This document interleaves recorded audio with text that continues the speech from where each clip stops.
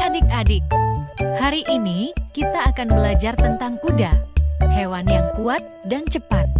Kuda biasanya tinggal di padang rumput atau peternakan. Mereka suka makan rumput, jerami, dan sayuran. Kuda adalah hewan yang suka berlari dan punya kaki yang sangat kuat. Mereka sering digunakan untuk menarik kereta atau bahkan untuk balapan. Kuda juga sangat pintar dan bisa dilatih untuk mengikuti perintah. Mereka suka bergaul dengan teman-teman kuda lainnya dan sangat setia kepada orang yang merawat mereka. Kuda itu lembut dan suka ditemani. Mereka senang jika kita menyisir bulu mereka atau memberikan mereka makanan kesukaan. Seru ya, belajar tentang kuda.